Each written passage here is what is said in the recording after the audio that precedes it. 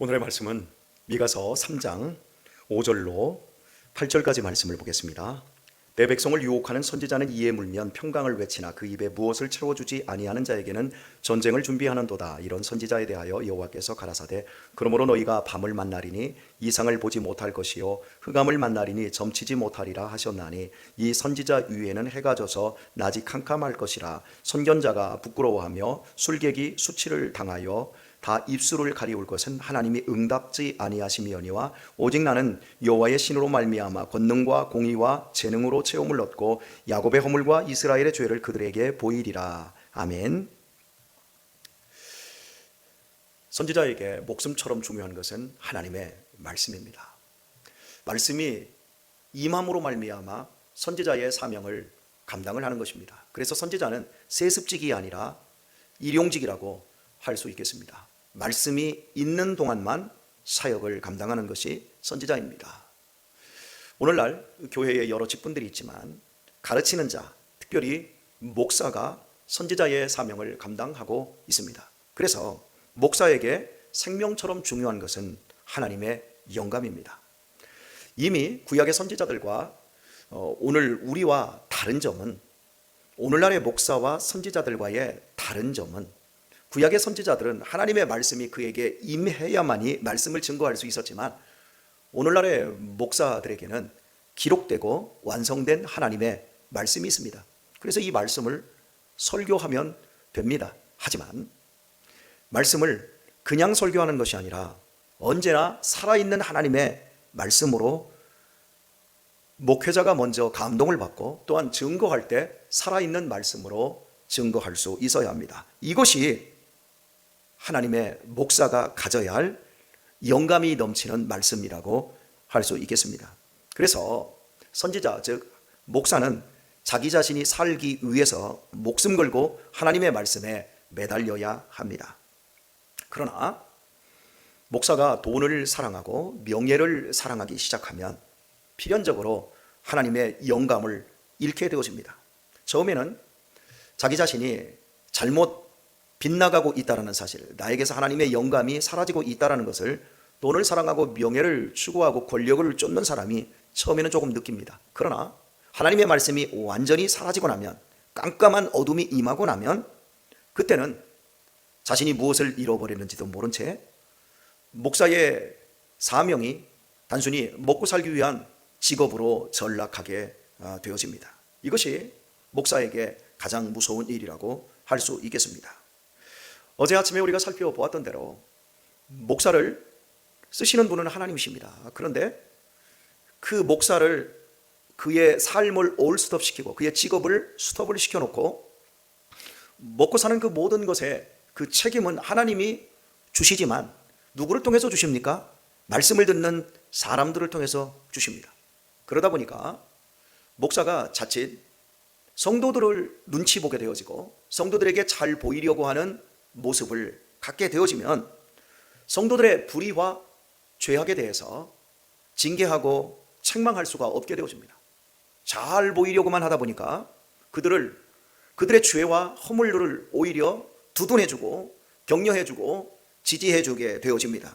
이렇게 되어지면 그 시대가, 또 그 교회가 어두워지게 되어집니다. 하나님의 선지자, 즉 목사는 왕이든 정치인이든 누구든지 잘못된 길로 가려고 하면 책망할 수 있어야 합니다. 이렇게 하려고 하면 목사가 하나님 앞에 예리한 감각을 가지고 있어야 됩니다. 경건의 모양새만 가지고 있을 것이 아니라 경건의 능력도 가지고 있어야 합니다. 하지만 사람들을 책망할 수 없는, 성도들을 잘못된 길에서 교훈과 책망을 할 수 없는 그런 비극적인 상태에 떨어질 때, 그때는 목사가 그 사람들보다 더 돈을 사랑하고 명예와 권력을 사랑할 때입니다. 이렇게 되어지면 무너지는 겁니다. 망하는 것입니다. 구약에 이방 선지자가 나옵니다. 민수기 이제 20장부터 한 23장 사이에 24장까지 나오는군요. 나오는 발람 선지자의 이야기를 여러분은 아실 겁니다.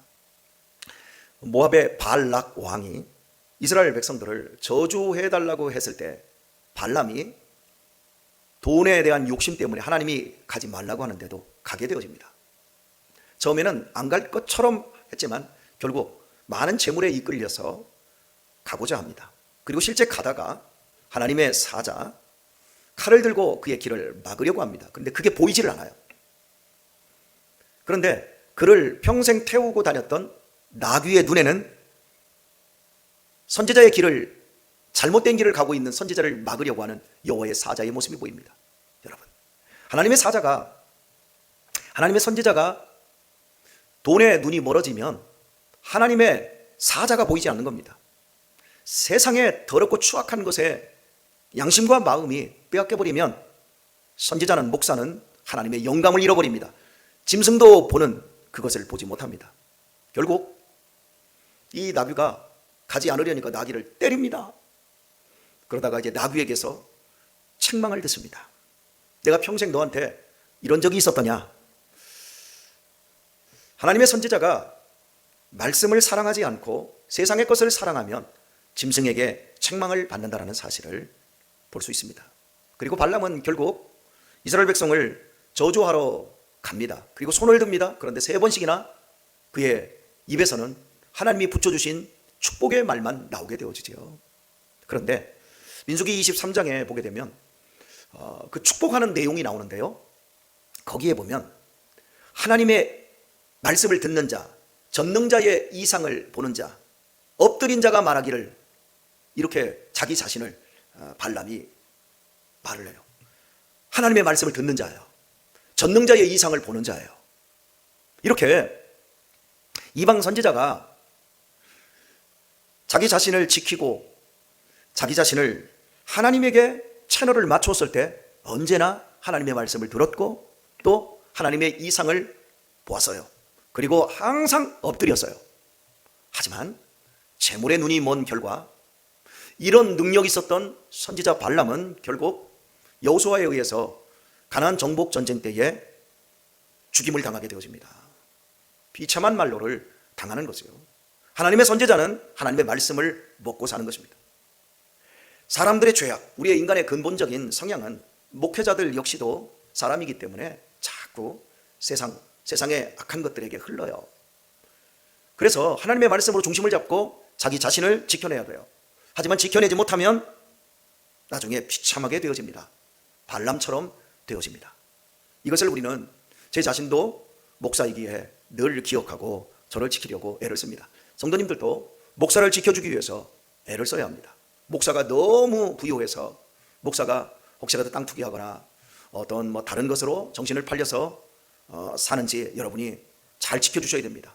또 한 가지는 반대로 목사가 너무너무 가난해서 먹고 살기가 너무너무 힘들어서 교회에 물질을 담아든지 다른 것을 또한 욕심을 내지 않도록 여러분이 목사의 삶을 안정적으로 지켜주는 것 역시 중요합니다. 목사가 건강하고 하나님의 말씀에 집중할 수 있도록 여러분이 해주셔야 그것이 교회의 선물로서 여러분 또한 자신이 목사를 생명처럼 아름답게 누리게 되어지고 그리고 그 안에서 우리는 복을 받게 되어집니다. 읽은 본문에서 선지자들이 돈에 욕심을 낸 결과 이스라엘이라는 사회는 그 지도자들이 포악스럽게 되어졌고 착취하고 억압하는 세상의 나라보다도 더 못한 사람들이 되어버렸어요. 그래서 선을 미워하고 악을 쫓아가게 되었고 백성의 가죽을 벗기고 살을 뜯어내고 살을 먹고 그 가죽을 벗기고 그 뼈를 꺾어서 다지기를 냄비와 속 가운데 담을 고기처럼 하게 되었습니다. 그리고 이 모든 일에 빌미를 제공했던 사람들이 선지자들이에요. 선지자들은 그 시대를 밝히는 헤드라이트와 같은데 빛이 꺼져버린 거예요. 그래서 6절 말씀을 보면 그러므로 너희가 밤을 만나리니, 선지자에게 밤이 온다는 겁니다. 낮이 아니라 밤이 온다는 거예요. 보이지 않는다는 거죠. 이상을 보지 못할 것이요 말씀하고 있습니다. 하나님의 이상, 발람도 보았던 하나님의 이상을 못 보는 거예요. 그리고 흑암을 만나리니 점치지 못하리라. 아무것도 미래에 대해서 성도들에게, 백성들에게 미래의 빛과 등과 같은 말씀을 줄 수 없게 된다 말씀하고 있는 겁니다. 점치지 못하리라 하셨나니 이 선지자 위에는 해가 져서 낮이 깜깜할 것이라. 다른 곳은 다 밝아요. 그러나 선지자 위에는 해가 져서 낮이 깜깜할 것이다 라고 말해요. 여러분, 이단의 교주들이 비참하게 망하는 결과들을 보게 되어집니다. 누가 보아도 비상식적인데 그 선지자 위에는 해가 져 있기 때문에 낯이 되어도 깜깜하기 때문에 부끄러운 짓, 망할 짓, 그곳으로 나아가게 되는 그 모습을 우리는 우리 시대의 이단들이나 또한 목회를 하다가 뒤틀려진 그런 목사님들 속에서 우리가 보는 것입니다. 돈을 사랑하다가 자신과 이스라엘의 미래를 망치는 자, 그들이 선지자들이었습니다. 그리고 모두 엉터리, 거짓말. 자, 8절, 7절 말씀을 보면 선견자가 부끄러워하며, 이 선견자 역시 선지자입니다. 원어로는 선지자나 선견자나 똑같습니다. 선견자가 부끄러워하며 술객이 수치를 당하여 다 입술을 가리울 것은 하나님이 응답지 아니하심이오니와. 선지자의 말을 하나님이 지지해 주시고 하나님이 선지자의 입술에 말씀을 붙여주셨기 때문에 그 말씀들은 모두 응답이 되어야 되는데 하나님이 응답을 닫아버린다는 얘기예요. 응답하지 않는 하나님, 하나님이 계시지만 응답하지 않아요. 이것이 얼마나 비참한 일이라고 할 수 있겠습니까? 오늘의 말씀을 맺도록 하겠습니다. 선지자가 있느냐 없느냐, 하나님의 말씀에 영감을 불어 넣을 수 있는 목사가 있느냐 없느냐에 따라서 그 사람과 그 교회와 그 시대의 향방이 완전히 달라질 수 있습니다. 사울 왕과 다윗 왕을 비교를 한번 잠시 해드리도록 하겠습니다. 여러분은 사울 왕이 멋있다고 생각합니까? 다윗 왕이 멋있다고 생각합니까? 우리는 다윗의 결과와 사울의 결과를 이미 알고 있지요. 그런데 그 시대에 인기 있었던 사람은 사울 왕이었어요. 사울 왕은 시원시원했어요. 그리고 백성들 편에서 많은 것들을 배려를 했어요. 사울 왕은 전쟁이 일어납니다. 적이 쳐들어옵니다. 그러면 사람들을 규합해서 전쟁터로 무섭게 달려나가서 블레셋과 싸워 이기고 아말렉과 싸워 이깁니다. 그리고 백성들에게 수고했다고 재물을, 탈취한 취득물, 재물을 다 백성들에게 나눠줍니다. 백성들에게 인기가 좋습니다. 그런데 이 모든 과정 속에서 하나님의 말씀이 임해도 사울 왕은 그 말씀을 무시해요. 그러다가 결국은 버려지게 되지요. 사울 왕 시대에 가장 위대한 선지자가 있었어요. 그 사람이 사무엘입니다.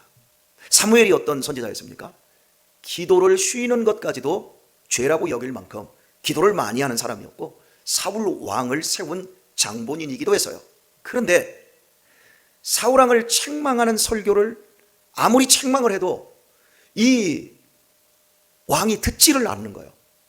그러다가 결국 사울 왕은 길보아선 전투에서 3명의 아들들과 함께 비참하게 죽임을 당하고 적에 의해서 목이 잘리고 그리고 성에 시체가 걸립니다. 목이 걸려버립니다. 이게 사울 왕의 비극이었어요.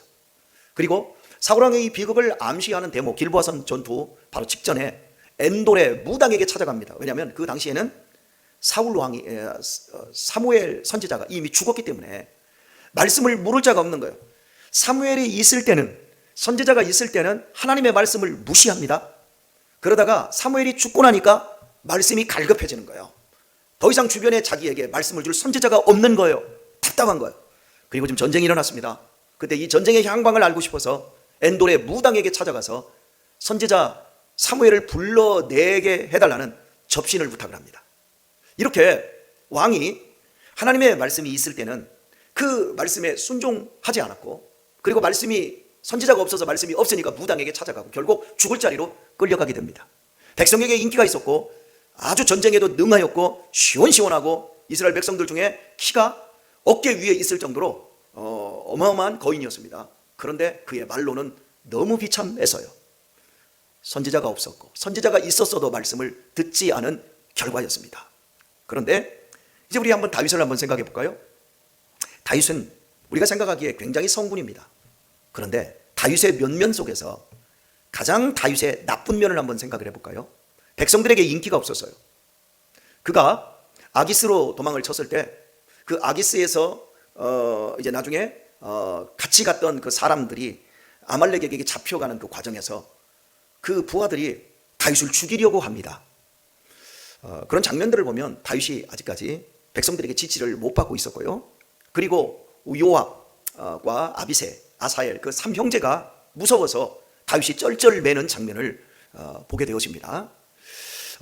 그리고 다윗은 백성들 편에서 보기에 깝깝한 사람이었어요. 왜냐하면 전쟁이 일어나기만 하면 적이 쳐들어오면 당연히 나가서 막아야 되잖아요. 그런데 그때마다 하나님 앞에 엎드려서 말씀을 구해요. 하나님, 가야 됩니까? 안 가야 됩니까?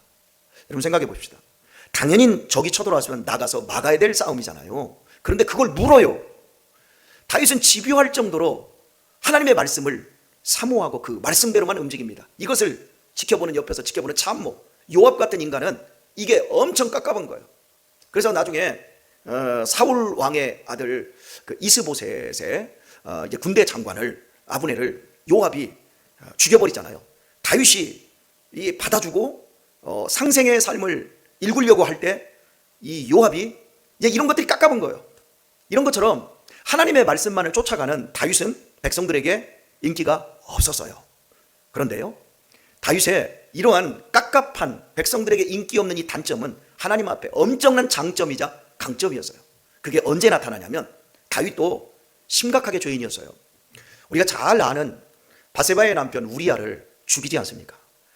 자기를 위해서 전쟁터에 나가서 목숨 걸고 싸우고 있는 충성된 부하의 아내를, 자기 아내가, 자기 여자가 그렇게 많은데도 불구하고 하나님의 십계명, 내 이웃의 것을 탐하지 말라라고 하는, 간음하지 말라라고 하는, 살인하지 말라라고 하는 말씀을 정면으로 어긴 사람이 다윗이었어요. 비정한 인간이었어요. 그렇게 해놓고도 거짓말까지 합니다. 자기의 죄를 덮어버리려고 그 우리아를 죽여버리고 교사시켜버리고, 그리고 그 부하의 아내를 구제해주는 것처럼 자기의 아내를 삼아버려요. 아무도 말을 하지 않아요. 그런데 그때 선지자가 있었어요. 나단 선지자가 다윗 왕에게 와서 당신이 많은 양을 가진 부잣집에서 옆집에 한 마리 양밖에 없어서 새끼같이 키우는 그 양을 잡아먹은 사람과 같다. 그러면서 당신은 죽어야 된다. 그러면서 다윗의 숨겨진 죄를 폭로합니다. 그때 다윗의 태도가 일반적인 왕이었다면 내가 왕인데 니까지 깨 하면서 나단 선지자를 죽일 수도 있었어요.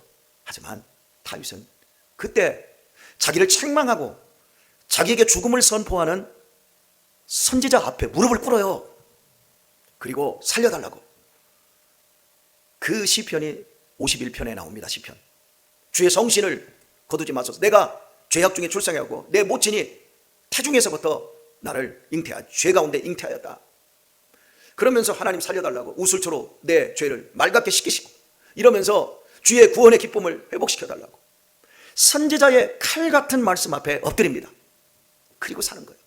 그리고 그 다윗의 시대를 하나님이 환하게 밝히시는 거예요. 그러니까 선지자가 헤드라이트 역할을 할 때 그 헤드라이트의 불빛 아래서 순종하고 청종하고 엎드릴 줄 아는 다윗 왕은 롱런하는 시대를 열었고, 그 시대에 가장 선지자 중에 뛰어난 사무엘 선지자가 있어도 그 말씀을 정면으로 무시하고 백성들에게 인기를 쫓아갔던 사울 왕은 길보아 산에서 비참하게 그 시대를 종말을 내리고 말았습니다. 이렇습니다, 여러분. 하나님의 말씀이 있느냐, 선지자가 하나님의 영감을 가지고 말씀을 증거하느냐, 거기에 우리의 살고 죽는 것이 결정이 되더란 말입니다. 오늘 하루도 이 말씀 붙잡고 나에게는 빛이 있는가? 우리 교회 안에는 생명의 말씀이 활활 빛을 내고 있는가 생각하시고, 계속해서 교회가 빛이 내 발에 임하고 내 인생 걸음걸음에 환하게 비춰질 수 있도록 하나님 역사해 주세요. 우리 교회가 어둠에 쌓이지 않게 해주세요. 내 인생이 빛이 꺼지지 않게 해주세요. 말씀의 빛을 따라 승리하게 해주세요. 이 하루도 이런 기도의 심정 가지고 말씀의 삶을 살아가는 우리 귀한 성도님들 다 되시기를 예수님의 이름으로 축원합니다.